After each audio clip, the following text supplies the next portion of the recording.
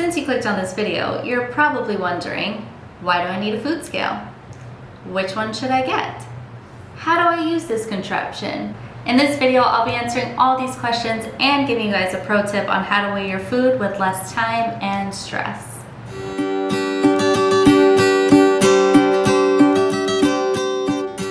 Let's start with the basics. Why do you need a food scale?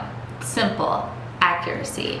Any of you guys that have read my book know that accuracy is absolutely key when you're first starting out on your new nutrition plan, and sometimes using things like measuring cups can throw you off a little bit.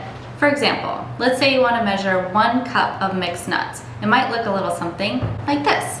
As you can see, it doesn't fit perfectly level because some of the nuts are different shapes and sizes, and so you end up with this rounded cup that could give you some extra calories you really weren't accounting for.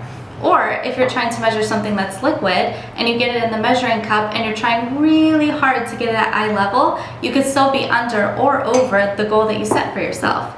These little things are not the end of the world, but like I said, when you're first starting out, accuracy is so important to make sure you find success in your new nutrition plan. So let me show you how.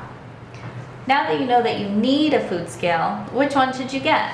Luckily for you, they're relatively easy to find, like these ones here on Amazon. This one here is a very basic food scale. It does everything you need it to do. It's priced at right around $10, and it comes in all these different colors you can choose from. There's also other options like this one here that's a bamboo eco-friendly digital scale with a little bit of a cleaner look. It does come with a premium price tag, but it'll look great on your counter. If you're feeling extra fancy, they have something like this bamboo cutting board digital scale where you can cut and measure your food on the same surface and only clean it up once. I'm going to link all 3 of these food scales in my bio just in case you're interested, but I personally am going to get this one right here. And the nice thing about Amazon Prime is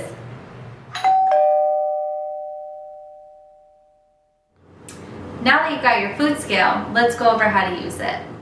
In general, food scales come with 5 units of measurement that you could cycle through using the unit button. They have grams, pounds, pounds and ounces, ounces, and milliliters, and each of them are used for different things. For example, grams would be for anything you would measure dry in a dry measuring cup.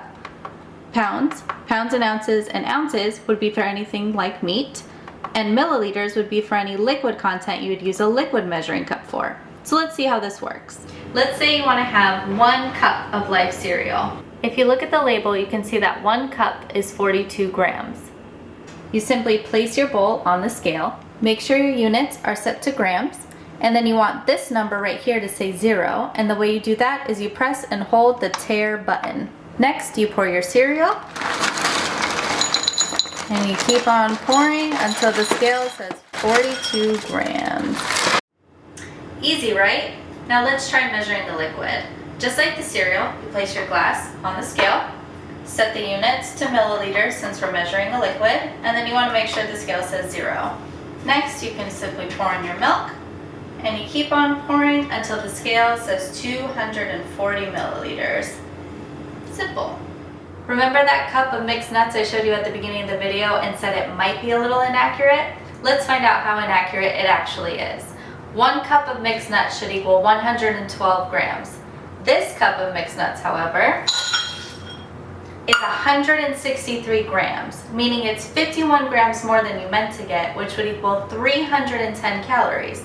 If you ate these nuts, this cup of nuts, for instance, 4 times a week, you would gain 18 extra pounds a year.